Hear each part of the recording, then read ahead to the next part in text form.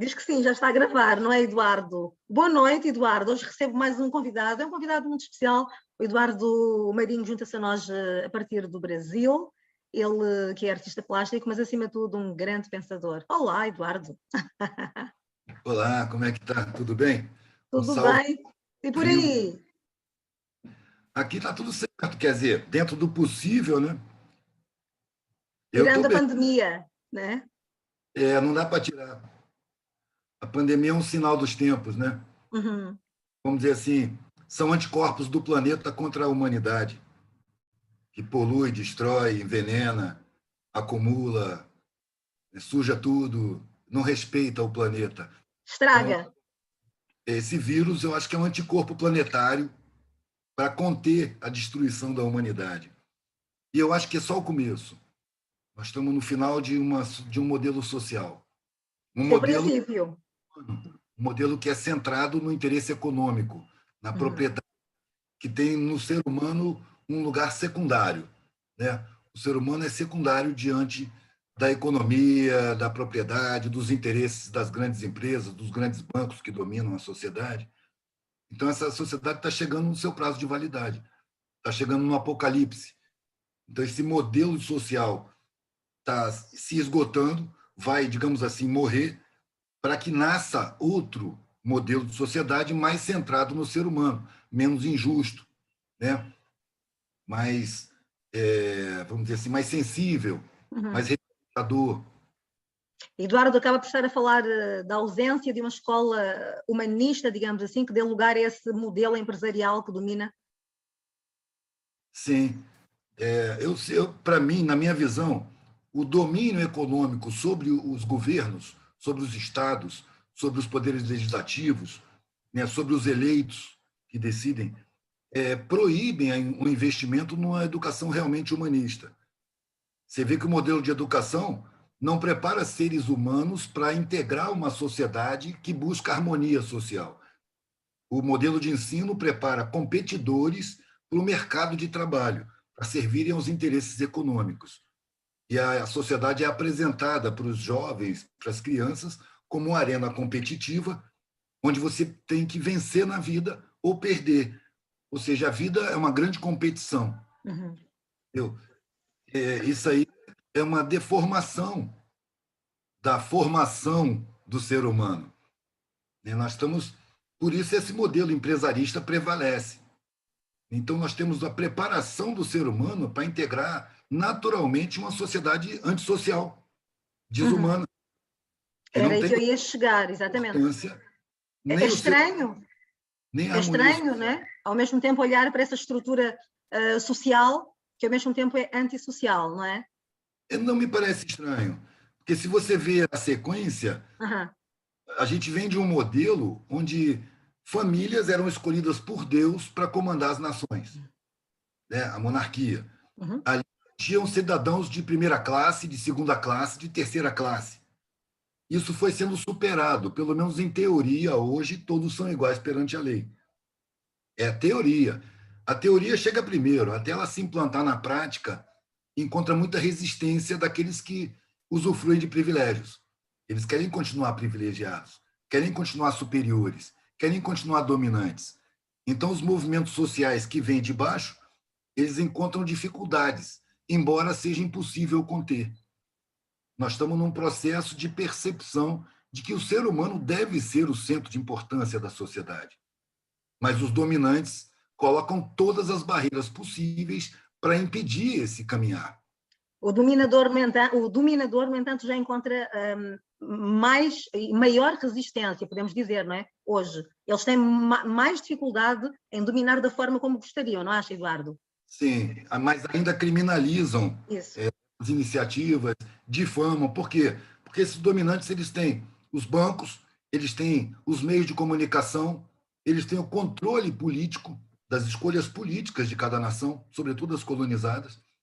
Né? Eles estão dominantes, eles têm o comando das Forças Armadas, eles ainda controlam a cúpula chamada política. Né? Por Uhum. isso que o que se apresenta para a população como política é, na verdade, um grande teatro de marionetes, onde os manipuladores dos fantoches não aparecem sob os holofotes. Os holofotes são a mídia. E eles estão centrados no palco da política partidária. E ainda há uma pressão para se colocar que a corrupção, porque é inevitável a corrupção, né, nesse sistema social, a corrupção é centrada na esfera política, enquanto que o mercado, que é o corruptor, é apresentado como a fonte da dignidade, da pureza, da eficiência. Os caras da internet, você falou para ele. Manda entrar, velho. Eles devem botar o Wi-Fi. Tá. Chegaram os caras da internet para completar o serviço aqui. Uau! Vão concluir, né? Mas está a correr bem, está tudo certo. Consigo ouvi-lo bem e o Eduardo também me consegue ouvir a mim, né? O Eduardo Sim. fala muito de uma sociedade enquanto organização criminosa. As palavras são suas. O que eu lhe pergunto é, já aos 19 anos, em 1980, o Eduardo pensava desta forma, já definia a sociedade como a define hoje? Não, eu precisei passar 2 anos na mendicância. Ok. O que comer, sendo discriminado, passando coisas que eu nunca tinha passado. Eu era de uma classe privilegiada, protegida, considerada e respeitada, e passei a integrar a classe da mendicância, que é desprezada, desconsiderada. E ali eu comecei a ver que as pessoas eram mais humanas, eram mais solidárias, e, ao mesmo tempo, eram mais embrutecidas, mais perseguidas, mais ignorantes, mais desinformadas, por consequência da própria estrutura social. A partir dali, eu me lembro do dia que eu estava numa mansão abandonada em Recife, no Nordeste brasileiro, junto com um monte de mendigo. A mansão era abandonada e era uma casa tinha muitos mendigos lá, e eu fui chamado para me abrigar. E fiquei observando aquela relação, e uma hora eu caí em mim que aquelas pessoas eram as melhores pessoas, as mais humanas, apesar de mais grosseiras, mais agressivas, mais maltratadas, mais sem dente. E aí, parceiro, Eduardo, seu nome? Não, o meu é Andrew. Como é que é, Andrew? Eu estou aqui no ao vivo com Portugal, mano. Você consegue trabalhar com isso? Consigo, não tem problema não. O que você precisa? Mas você está usando a internet? Estou usando a cabo, porque o Wi-Fi não está pegando. Ih, cara. Tá bom, eu consigo fazer. Estamos a conversar com o Eduardo Marinho. Eu posso continuar? Pode, fica à vontade. Onde é que eu parei mesmo? Eduardo estava a contar dessa parte em que estava com os mendigos lembrei. naquela mansão e percebeu que Lembrei. eles, apesar de toda a dificuldade, eram as pessoas mais humanas, né? Sim, eram mais solidárias entre si, Isso. mais espontâneas, mais transparentes, mais fáceis de você detectar a alma, o caráter da pessoa. E aí o pensamento foi exatamente esse. Essas pessoas tinham o direito de acessar os mesmos conhecimentos que eu tive. Essas pessoas tinham direito a ter uma alimentação como a que eu tive, porque meu pai pôde pagar. A ter moradias como as que eu tive, com dignidade. E, no entanto, elas foram roubadas pela sociedade. Elas têm direitos constitucionais, não cumpridos pela própria sociedade. Está na Constituição, o Estado tem a obrigação de garantir alimentação, moradia, instrução, atendimento de saúde, o que for necessário. O Estado simplesmente não cumpre. A partir daí, eu percebi que o Estado é uma organização criminosa que não cumpre a sua lei máxima. A partir daí, eu comecei a ver o Estado como uma organização criminosa dominada pelo poder econômico, jogando contra a população, mantendo a população desinformada, alienada, ignorante, para ficar mais facilmente dominável. Isso também é intencional, claramente, não é? Sim. É uma estrutura formada estrategicamente para funcionar dessa maneira. Só um minutinho. O que ele queria falar? Estamos a conversar com Eduardo Marinho. 60. Juntou-se a nós a partir do Brasil e está a resolver uma parte técnica aqui da internet. Estava só a situar aqui as pessoas que nos acompanham, que o Eduardo está a controlar a internet, recebeu gente em casa, né? Mas a nossa conversa continua. Sim. Chegou o pessoal da internet. Sim. Mas está tudo bem? Tudo bem. Eu perguntei se precisava desligar, o cara falou que não, ele resolve sem precisar. Ai, que bom, ótimo. Vai ficar ainda melhor essa net, né? Ainda bem. A humanidade é uma grande família. É assim, Eduardo? Por que é que as pessoas ainda não conseguiram perceber isso? O que é que está a faltar? Eu não sei. É muita superficialização mental. Existe toda a estratégia de manter as mentalidades superficiais. Eu tive uma situação que me favoreceu. Favoreceu, aspas, né? Porque quando eu resolvi não ter nada e experimentar o que é viver sem nada, porque as pessoas que não tinham nada me pareciam melhores do que as que tinham tudo. a família não queria permitir. E meu pai falou, eu te proíbo de fazer isso. E eu disse, eu não estou pedindo, eu estou avisando. Eu já resolvi e eu vou fazer essa experiência. E aí eles, para me pressionar, disseram, se você for, não tem mais família. A gente vai esquecer que você existe. E aí começou um processo que durou uns 2 meses, que eu tive que debater com vários mais velhos da família, todos tentando me convencer a desistir dos meus propósitos, até que eles perceberam que eu estava firme e que eu já estava indo fazer a experiência do não ter nada. E aí a última frase que eu ouvi foi: você para nós é um filho morto, você não existe mais, não conte conosco para nada. Se você for preso, fique preso, se for para o hospital, vá para a saúde pública. Eu não sei até que ponto eles contaram com o meu medo, que eu me acovardasse. Mas ali eu não tinha mais opção. Hoje, quando me dizem que eu escolhi, não me parece que eu tenha escolhido. Eu não tinha escolha.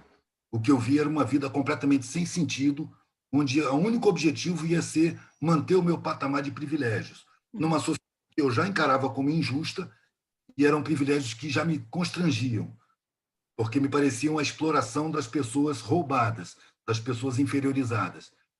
Então, aquele objetivo não me encantava. Eu queria ter um sentido para a vida, eu não sabia nem se existir. Tanto que eu dizia na época, eu não sei se a vida tem um sentido, mas ou eu vou encontrar um sentido, ou eu vou morrer procurando. Porque o sentido de manter privilégios é pouco para eu querer da vida. Dinheiro, estabilidade, consideração social, tudo isso me parece pouco. Reconhecimento, tudo isso. Já agora, qual é que é a sensação, Eduardo, de viver sem precisar dessa validação, desse reconhecimento de que a maioria vive, não é? O Eduardo reconhece essa sensação. Para mim foi fácil, Sim. porque antes de eu dispensar o reconhecimento social, eu passei a não respeitar mais a sociedade. Eu não reconheço a sociedade como legítima. Eu não tenho respeito por esse modelo de sociedade. Por que eu vou querer o respeito dessa sociedade? E, além do mais, o que a sociedade me cobra para me respeitar? Que eu seja abastado? Que eu tenha empregados? Que eu seja conivente com esse estado de coisas? Que eu utilize a perversidade social de explorar os desqualificados, explorar os que foram roubados dos seus direitos? Eu tenho que ser conivente e cúmplice com a sociedade para poder ser respeitado. Então, esse respeito não me interessa, porque para eu ser respeitado pela sociedade, eu tenho que violar minha consciência, eu tenho que massacrar meus sentimentos, eu tenho que viver angustiado, sem sentido nenhum na vida, com sentidos superficiais que não me satisfazem. Então, quando eu perdi o respeito pela sociedade, ao mesmo tempo eu perdi a necessidade de ser respeitado por ela. Tanto que quando eu vi o desrespeito acontecer explícito, eu achei que era justo, achei que era normal, era esperável. Eu não carregava mais os sinais visíveis de merecedor do respeito social. Coisa que eu carregava quando eu tinha dinheiro, quando eu tinha um carro, quando eu era o filho do coronel. Eu passei a ninguém. Né? Sintomaticamente ou simbolicamente, a primeira coisa que me aconteceu, logo no primeiro ano que eu peguei a estrada, foi perder todos os meus documentos, que eram documentos que me davam garantias sociais. Eu tinha documento de quando eu fui militar, eu tinha documento de quando eu fui bancário no Banco do Brasil, eu tinha documento da universidade, eu tinha documento do filho do coronel. Então, esses documentos, quando a polícia me chegava e eu mostrava, eles automaticamente me respeitavam, apesar da minha aparência, apesar de ir no papelão. Quando eu perdi os documentos, acabou o respeito. Entendeu? Aí eu passei a ser suspeito, eu passei a ser maltratado, eu passei a ser agredido, eu passei a ser preso sem causa. Aconteceu um roubo perto de onde eu estava, eu ia preso. Aí eu era pressionado para confessar um roubo que eu nem sabia que roubo era. Eu era suspeito. Como é que foi essa fase? Como é que lidava com isso? Bom, aí eu conto com a minha experiência militar. No Exército, eu fui bem maltratado, eu tive que cheirar gás lacrimogênico, eu tomei pancada, eu dei pancada, eu ganhei couro duro, eu dormi na lama, eu tive que passar dificuldades físicas, como os treinamentos, né? Então, nessa época que eu estava na estrada, eu tinha o couro duro, eu tinha resistência, eu tinha força física, eu tinha capacidade de superação das dificuldades materiais. Então, não me assustava. Eu acho que o proveito que eu dei às experiências militares foi exatamente suportar as dificuldades sem me deprimir, sem me revoltar, compreendendo o porquê daquilo e vendo que aquilo era a consequência de uma decisão que eu tomei, que eu tinha que aturar como consequência, eu tinha que estar preparado para aquilo, porque eu estava procurando um sentido para a vida. E aí eu já tinha, na minha internamente, eu já não tinha mais angústia, não parecia, não é que eu tive a sensação de ter achado o sentido da vida, mas já não me incomodava a falta de sentido, eu já não pensava que a vida não tinha sentido, a vida estava muito mais interessante, estava muito mais rica, apesar de sem dinheiro. Isso. Fala, tudo bem, mano? Você vai entrar aqui? É só um minutinho. Sem problema, Eduardo, sem problema. Estamos a conversar com o Eduardo Marinho, ele que é um grande pensador. Portugal. Oi, tudo bem? Tudo bom? Tudo, obrigada. Estamos a assumir tudo, estamos aqui. O Eduardo Marinho, a internet está a ser consertada. Vamos aguardar um pouquinho e vamos já continuar a conversar. Não saiam daí, deixem-se ficar desse lado. Vamos tentar compreender aqui uma série de questões. O Eduardo, que desde sempre, desde a infância, ele já questionava o mundo, né? E continua a fazê-lo neste momento. E procurou esse sentido da vida, tentar compreender porque é que cá está, porque é que cá estamos, né? Ele que defende também que a humanidade é uma grande família, mas ao mesmo tempo eu considero que a maioria não tem essa noção, ainda não existe essa consciência. Estamos nesse processo, né? Estamos numa caminhada, devíamos dar as mãos, mas parece que há dificuldade também nesse sentido. E eu, Eduardo, que está connosco, Eduardo Marinho, a ajudar-nos a compreender uma série de questões do dia-a-dia, da vida, do cotidiano, não é? E que nos ajuda, torna mais fácil, na verdade, fazer com que possamos enfrentar as dificuldades da vida. Estou aqui a fazer um compasso de espera. Eduardo, tudo bem? Aonde vai ser? Acho que já vamos poder continuar. Aqui? Não saiam daí. Querem que dê uma... Porque o Eduardo vive numa zona afastada, muito afastada do centro. Ele diz que vive no mato. Então, a internet fica muito difícil. Dá para a gente puxar direto na fibra, você como trabalha com Mas agora está a ser tudo consertado. Seria bem melhor que no cabo. Ah, legal, Entendeu? legal. Falando com analfabeto nesse assunto. Que a fibra ótica é muito mais avançada do Vamos cabo. lá esperar um bocadinho o Eduardo Marinho para continuarmos a conversar. Alguém que eu queria tanto receber aqui, né? Finalmente aconteceu. Eu queria muito conversar com o Eduardo. Aí eu vou estar botando isso na sua ordem de serviço, vou pedir para eles entrarem com para estar marcando essa instalação na fibra. A gente está te passando direitinho sobre o valor. Instalação da fibra, pessoal. É o Felipe, para ficar ainda melhor. Isso, Felipe. Isso aí. Tranquilo. Toda uma fibra ótica. Felipe é gente boa para caramba. Estamos aqui a ouvir as palavras do Eduardo. Vou passar para ele, tá bom? Ele que continua a defender que o próprio Estado Valeu, moçada. é uma entidade Aí. criminosa. Ele que Dá uma diz revistinha aqui, que eu a faço a organização mão, social também, né, que chefinho? também é criminosa. Vamos Falamos aqui também da questão de uma estrutura social, Valeu, de parceiro. antissocial. Próximo, Alberto Lira. Né? E vamos continuar Pronto, a conversar com o Eduardo. Eduardo, levou tempo até conseguir perceber qual é que é a real utilidade da sua existência? Tenho essa curiosidade. Se eu tenho noção? Não, se levou tempo até que o Eduardo conseguisse compreender a real utilidade da sua existência, né? Bom, lá no comecinho eu não pensava no termo de utilidade da minha existência. Mas hoje... O meu foco era ter satisfação em viver. Uhum. Como é que eu vou gostar de viver? E eu já estava gostando de viver na mendicância, que estava me esclarecendo muito. Mas aí eu casei, tive uma filha e não podia mais viver na mendicância. Então eu já estava aprendendo artesanato, fiz macramê, comecei a fazer brinco, pulseira e colar, e sempre observando o mundo e aprendendo muito. Então, para mim, parecia que já tinha utilidade para mim, o mundo. Porque eu estava crescendo, estava aprendendo, estava superando preconceitos, percebendo meus condicionamentos sociais, demolindo cada um deles, formando uma nova visão de mundo, me livrando daquela visão distorcida que eu tinha recebido na classe que eu vivia. Entendeu? Até o ponto em que, quando minha filha estava com perto de 1 ano, eu comecei a ter necessidade de colocar no meu trabalho o que eu estava vendo. Eu estou vendo a sociedade de um jeito muito diferente do que eu via. Eu quero botar isso no meu trabalho. E aí eu busquei uma técnica de gravura em metal para gravar em chapa de metal no artesanato frases, desenhos, símbolos, para dizer o que eu penso. Eu quero botar no meu trabalho o que eu vejo, o que eu penso, o que eu sinto, tudo que eu sinto dentro de mim, tudo que eu quero colocar, eu quero falar para o mundo. Não é para esclarecer ninguém, não é para conscientizar ninguém, é para ter satisfação e desengasgar, porque isso está entalado. Como as pessoas se deixam enganar com tanta mentira? Eu quero colocar que tudo é mentira no meu trabalho. E aí comecei a colocar no meu trabalho. Aprendi a soldar de forma bem precária. Eu soldava com antena de rádio, fazia um tubinho, acendia uma tela, comprava solda em barra, martelava até ela virar uma lâmina, cortava com a tesoura de metal, aí passava na pasta, colocava no broche, fazia chapa com corrosivo, com ácido nítrico, gravava as letras para gravar as frases. É um trabalho bem precário. Com o tempo eu fui adquirindo materiais e ferramentas para fazer com mais facilidade. Mas logo de início, quando eu comecei a fazer esse trabalho mais ideológico, mais mental, eu misturava, eu fazia um pouquinho, misturava no trabalho que eu tinha, brincos, pulseiros, colares, né, bolsinhas, e eu já comecei a ver que o resultado era melhor, porque quem gostava desse trabalho eram pessoas diferentes do normal.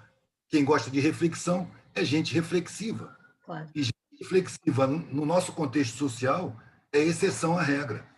Então, eu comecei a perceber que aquele trabalho, aquele que eu estava fazendo, dizendo o que eu pensava, o que eu sentia, atraía pessoas mais profundas. E aí eu fui concentrando a minha produção nesse tipo de trabalho. Até que o que eu tinha para vender eram brochinhos com frases, com pensamentos, com desenhos, com artes que me satisfaziam mais fazer e colocar no mundo. E, ao mesmo tempo, comecei a ter contatos mais profundos. As pessoas que compravam meu trabalho eram pessoas com mais profundidade, com mais capacidade reflexiva, com mais poder de questionamento. E aí começaram a aparecer os instrutores. Sim. Pessoas velhas que viam o meu trabalho, às vezes se comoviam de ver o meu trabalho, porque olhavam para mim, um moleque de 20 anos, 21 anos, cabeludo, todo hippie, maconheiro.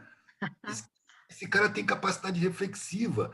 Então, eles se davam ao trabalho de me instruir, de me questionar, de me sugerir novas reflexões. Aí começou a aparecer os instrutores. Uhum. Eu fiquei vivendo desse trabalho pelo menos uns 15 anos. Uau. Enquanto me conheciam, eu vivia só desse trabalho. E quando eu mudei a técnica, passei para outros materiais, eu mantive a essência.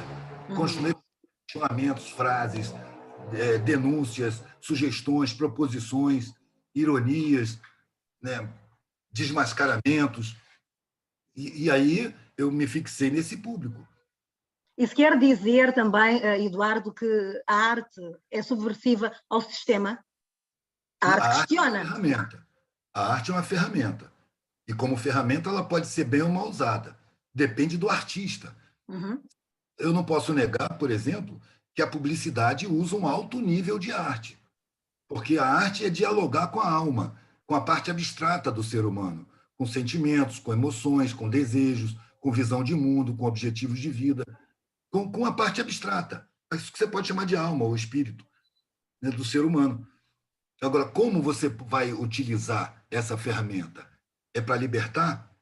É para aprisionar? É para divertir? É para diversificar? É para dispersar a atenção? Por exemplo, eu não gosto da palavra entretenimento.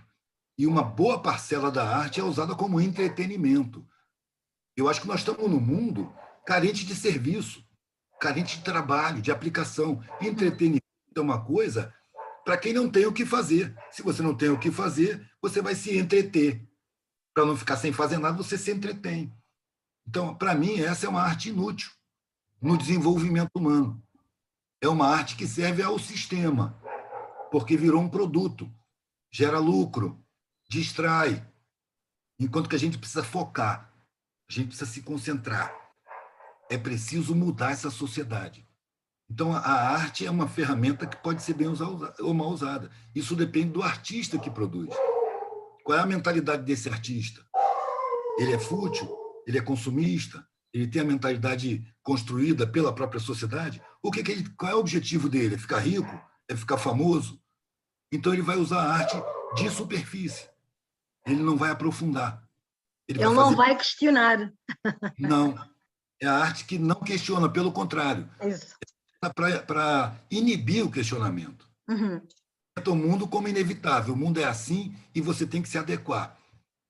E aí apoia toda a mentalidade vigente. Vencer na vida, sabe? Egoísmo, vaidade, forma sem conteúdo.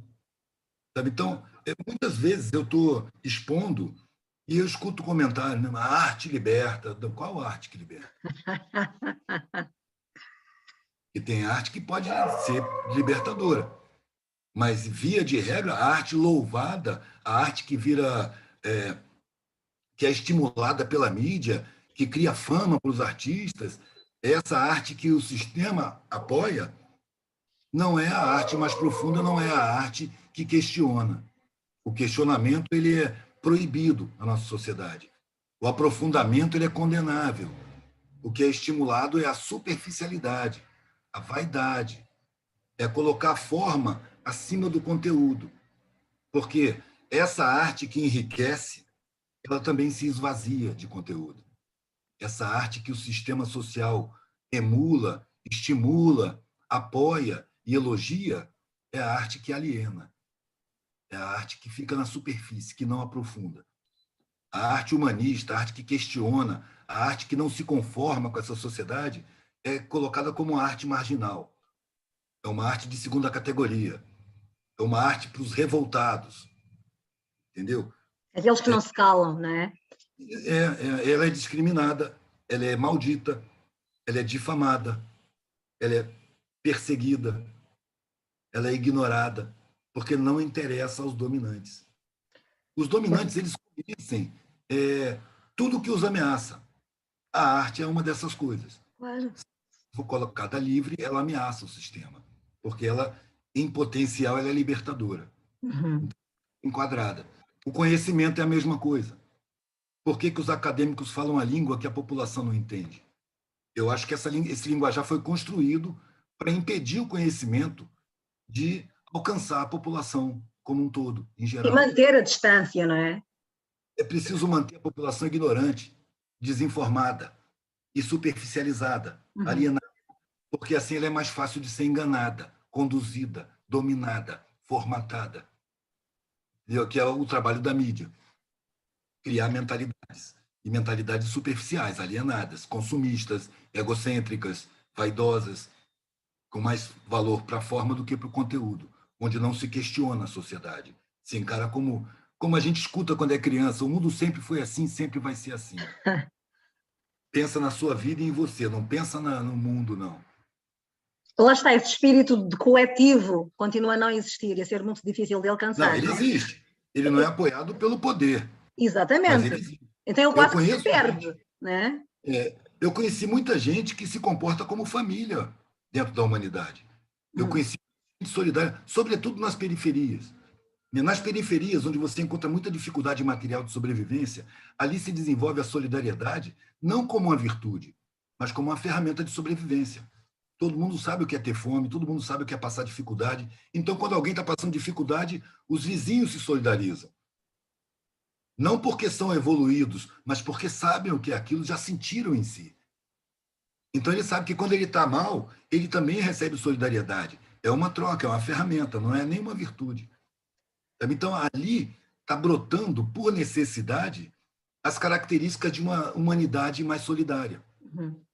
Por isso que eu digo que o conhecimento chegar perto das periferias, que é onde o saber vai encontrar com a sabedoria, é um terror para os dominantes.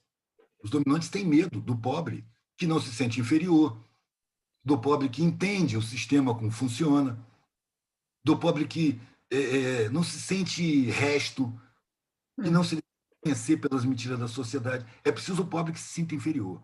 É preciso o pobre que admire o opressor, que não imagine um mundo sem opressão. Ele, no máximo, vai desejar estar no lugar do opressor, para também oprimir por sua vez. Ele não pode ter a liberdade mental de imaginar que o mundo pode existir sem opressão, que pode existir uma sociedade mais harmônica, como os pobres do MST, o Movimento dos Trabalhadores Sem Terra. Em qualquer acampamento dos sem terra que eu encontrei na estrada, quando eu vejo a bandeira vermelha do MST e vejo as barracas de lona preta, em qualquer trabalho de pesquisa que eu esteja fazendo, eu paro ali, porque eu sei que tem informações preciosas. Ali você encontra o pobre, que é pobre, mas ele não tem um olhar de inferioridade. Ele entende como funciona o sistema. Ele dá valor para o seu trabalho, ele sabe que ele é base para a alimentação da coletividade humana. Entendeu? Ele tem consciência. Por isso ele é tão difamado, o MST. Porque é o pobre que o dominante tem pavor.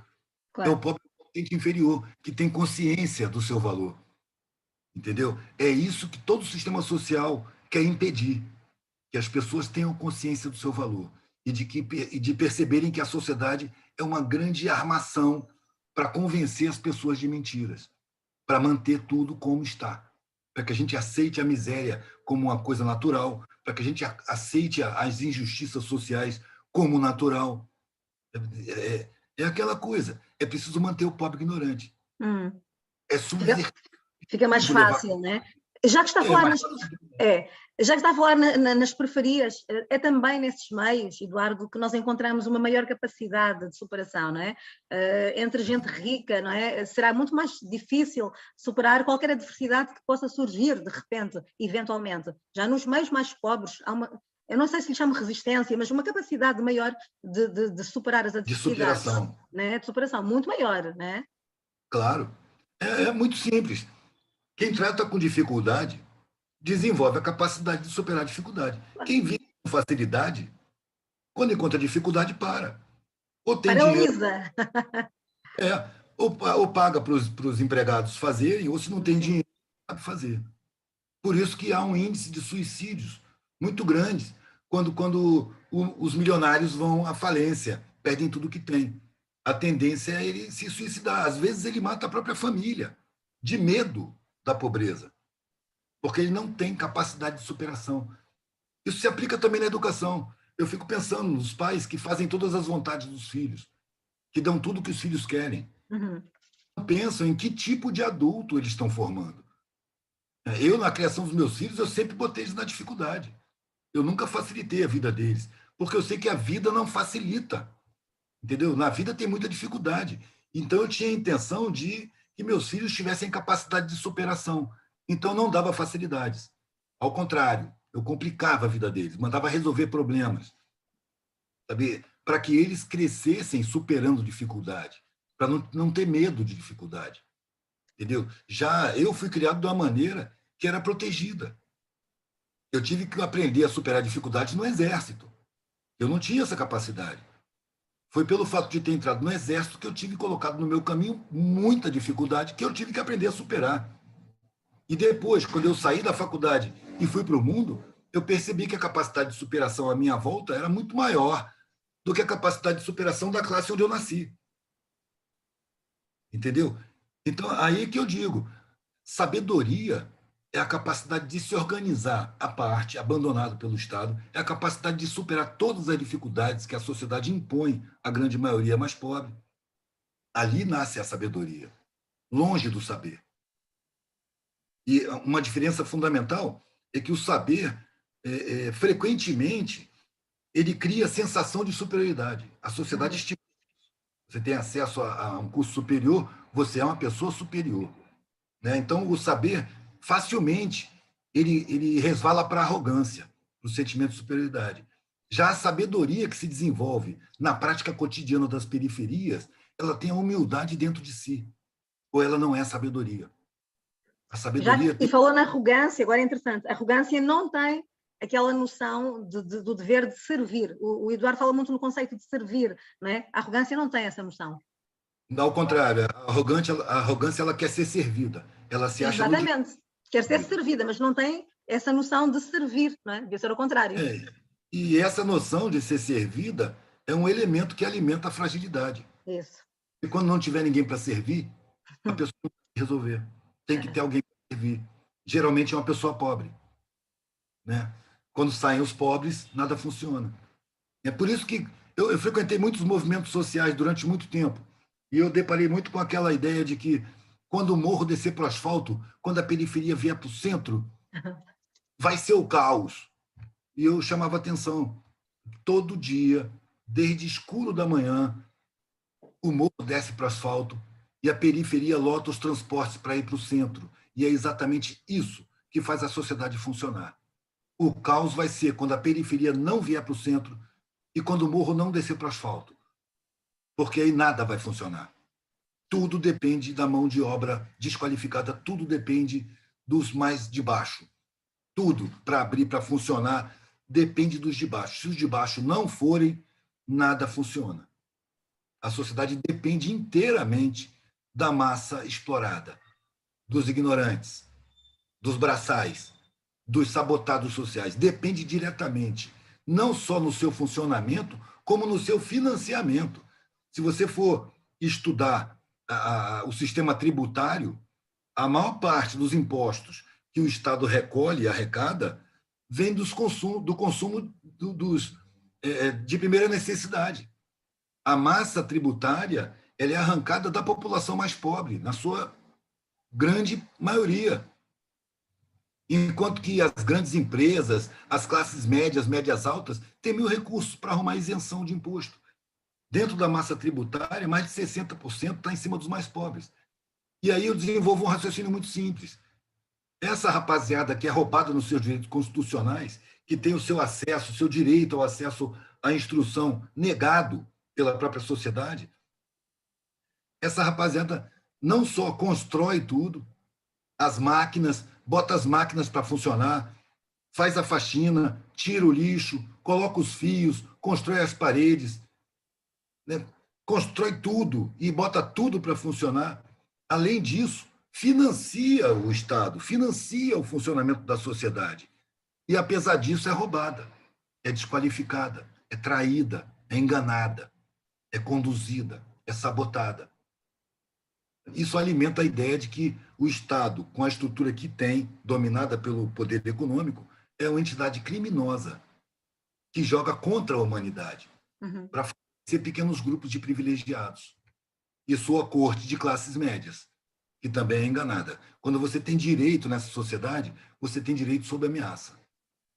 Ou você trabalha dentro do convencionado, ou você vai perder seus direitos. Vai ficar igual aos pobres. Do mesmo jeito que os pobres são ameaçados. Se você não se submeter ao trabalho com poucos direitos, o trabalho explorado, você vai para a miséria. Daí a necessidade da existência da miséria. A miséria, o abandono, a exclusão social, ela não existe por uma fatalidade do destino, muito menos por uma incompetência política. Ela existe porque a existência é estratégica, é necessária para a manutenção desse sistema explorador, escravista ainda, pela civilização que tem origem na Europa, que se impôs ao mundo inteiro debaixo do canhão. Se impôs ao mundo inteiro. Daí eu questionar essa admiração excessiva que se tem nas colônias pelos europeus, pelos estadunidenses, pelos impérios colonizadores. Há uma admiração que é um implante psicológico. Cada país colonizado, os colonizadores criaram uma elite dirigente, enriqueceram essa elite dirigente, em geral, uma elite branca parecida com os colonizadores, induziram ao desprezo pelo próprio povo. Vocês são melhores do que a população, esses mestiços, esses animalizados, esses ignorantes, e por isso vocês têm mais dinheiro. E aí criam essas elites e você vê, de fato, essas elites terem desprezo pelo seu próprio povo e uma admiração, uma subalternidade nojenta pelo colonizador. Ah, a Europa é o primeiro mundo. Ah, os Estados Unidos é o primeiro mundo. É o primeiro mundo às custas do nosso sangue, às custas do saque permanente, que desde a época das invasões europeias no mundo inteiro, perduram até agora, disfarçado de outras maneiras. A colonização deixou de ser política e oficial e passou a ser econômica, ideológica, através do domínio das próprias elites. Você pode ver qual é a elite que protestava contra o Hugo Chávez, qual é a elite que protestava contra o Evo Morales na Bolívia. Era a elite rica, a elite que falava inglês, que fazia protestos em inglês, que pedia intervenção dos colonizadores, pedindo a entrada dos Estados Unidos. E os Estados Unidos jogando para derrubar esses governos, que estavam investindo nas suas populações, que estavam trabalhando na exterminação do analfabetismo, né, da ignorância, que estava trabalhando para diminuir a pobreza, para empoderar a população. Sabe? Você vê o jogo claro. A elite faz. A elite dominante de cada país é cúmplice dos saqueadores mundiais. Inconscientemente até. Uhum. Aqui no Brasil, mandar o filho para a Europa nossa, é grandes coisas. Eu acho vergonhoso. É uma demonstração de subalternidade psicológica, de colonização mental. Aqui no Brasil, se chama Mantém. estadunidense de americano, Uhum. como se eles fossem os donos do continente. Ninguém chama estadunidense de estadunidense, que é o nome que eles merecem. Se você está na Europa e fala para alguém, eu vou para a América, todo mundo entende que você vai para os Estados Unidos. Ninguém entende que você vai para outro país. Se você vier para a América, mas para a Argentina, para o Brasil, você vai ter que dizer, eu vou para o Brasil, eu vou para a Argentina. Se você falar, eu vou para a América, as pessoas vão pensar que você vai para os Estados Unidos. Por quê? Porque psicologicamente ali é a sede. Uhum. E aqui é tal. Aqui é propriedade deles. Né? Já teve aquele presidente antigo aí no outro século que falou América para os americanos. Ele estava dizendo era isso mesmo. América para os Estados Unidos, que herdou, né, o imperialismo depois da Segunda Guerra Mundial, quando os banqueiros passaram para os Estados Unidos. A Europa estava destruída, o parque industrial estava destruído com a Segunda Guerra Mundial, e aí os Rothschild, os Rockefeller, os grandes banqueiros internacionais mudaram para os Estados Unidos, porque esses caras não têm pátria. A pátria deles é o patrimônio deles. Entendeu? Onde tiver o patrimônio é a pátria. Eles se sentem donos do mundo e contam com a conivência local de elites moderadas para isso, para serem coniventes com eles e odiarem tudo que favoreça a população. Isso é comunismo, comunismo. E recebem isso com ódio, difamação, dominam as comunicações, dominam o modelo de educação, o modelo de sociedade. É criado por eles. A gente precisa criar um outro modelo, mas para isso a gente tem que perceber o que é esse modelo onde nós estamos. Para isso a gente tem que fazer a revolução interna.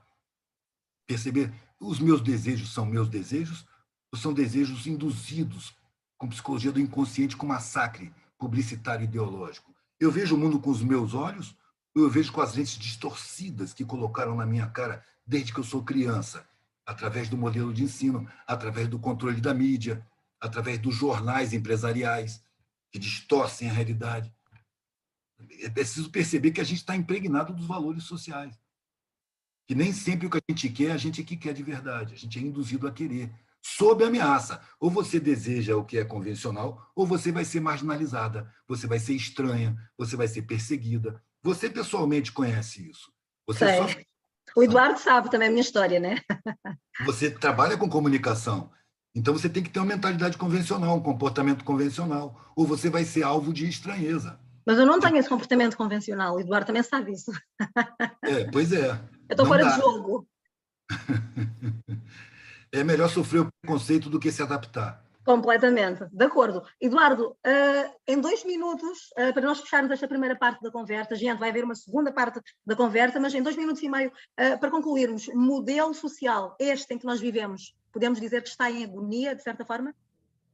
Eu acredito que está entrando em agonia, mas eu vejo como um processo histórico. Okay. Né? O ser humano tem 2 milhões de anos. Né? Se tem notícia de sociedades de 10 mil anos, 15 mil anos, 30 mil anos. Então, o ser humano vem evoluindo de sociedade em sociedade. Nós estamos num modelo de sociedade que ele tem base greco-romana, vamos dizer assim. É um modelo social que tem, vamos dizer, 2.500 anos, o que é uma mixaria. Né? E a mutação acontece permanentemente. Nós nascemos num processo de mutação social. É ilusão querer mudar a sociedade. A sociedade já está em mutação desde que ela aconteceu. Nós nascemos num processo de mutação e participamos desse processo, querendo ou não querendo, alienados ou profundamente, entendeu? Da forma que for, consciente ou inconsciente, nós participamos desse processo. A diferença é como participar. Isso. Da forma induzida, da forma engaiolada, da forma pressionada pelo modelo, ou de uma forma que a gente mesmo produz espontaneamente, com o trabalho interno de percepção desse modelo impregnado na nossa psicologia. Como participar? Essa é a diferença. A gente não pode querer ver o mundo justo. A gente está trabalhando por um mundo justo. E quanto tempo vai levar para o mundo chegar a esse mundo justo? Eu acredito que gerações.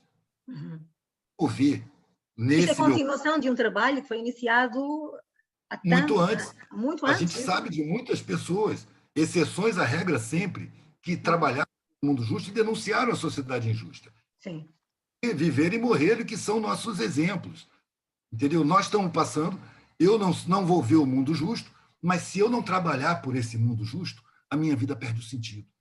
É isso que dá sentido à minha vida. Eu não tenho a ilusão de ver o mundo justo, mas eu preciso trabalhar na direção da busca de um mundo justo. Significa sentir que está a participar nesse processo, esse serviço de que fala, não é? Há uma entrega nesse sentido. Sim, é Mesmo estar em paz com a minha consciência. Isso, nem mais. Eduardo, foi um gosto imenso. Vamos fazer uma segunda parte da conversa para depois partilharmos no sábado a seguir com os nossos convidados, com quem está desse lado a acompanhar-nos. Muito obrigada, o Eduardo Marinho, que se junta a nós a partir do Brasil. Ele é artista plástico, mas como dizia inicialmente, é também um grande pensador com quem tanto se aprende quando olhamos para esta sociedade. Eu chamei-lhe num modelo de agonia, mas o Eduardo corrigiu-me aqui e bem, mas no fundo o que disse vai ao encontro daquilo que eu também defendo.